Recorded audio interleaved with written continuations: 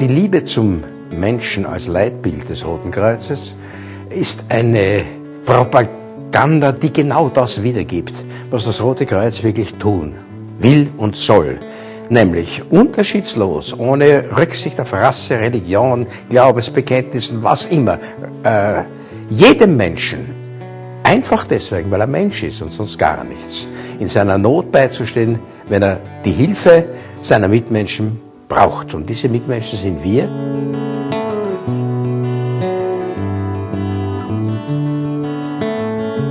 Es wird im Roten Kreuz aus Liebe zum Menschen täglich gelebt, indem Personen, die beruflich voll in Anspruch genommen sind, nichtsdestoweniger einen erheblichen Teil ihrer Freizeit dem Gedanken widmen, ihren Mitmenschen zu helfen. Manche von ihnen opfern auch den Urlaub zur Gänze oder zumindest zum Teil, um irgendwo bei irgendeinem Projekt des Roten Kreuzes mitzuarbeiten, ohne dafür einen Groschen zu bekommen. Das sind die Freiwilligen.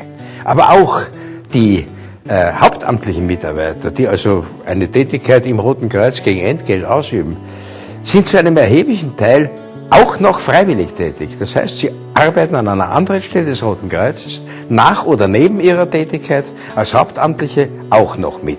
Wir sind stolz darauf und glauben auch Anlass zu haben, stolz zu sein darauf, dass wir als einzige nicht konfessionell gebunden sind, nicht gebunden sind an ein bestimmtes Volk, nicht gebunden sind an eine bestimmte politische Grundorientierung, sondern jedem Menschen, unterschiedslos, wenn er uns braucht, zur Verfügung stehen. Wir sind diejenigen, die immer und unabhängig von allem, jedem Menschen tröstend, beratend, helfend zur Seite stehen.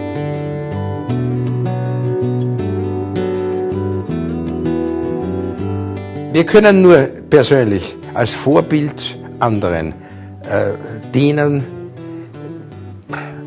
unterrichten, nachfragen, helfen, schulen und immer den Leuten vor Augen führen, die Einzigartigkeit des Roten Kreuzes und die Möglichkeit, sich in diesem zu betätigen, ohne an irgendwelche Kanten anzukommen, die bei jeder anderen Art von Hilfeleistung gegeben sind, weil man Grenzen überschreiten müsste. Wir haben keine Grenzen.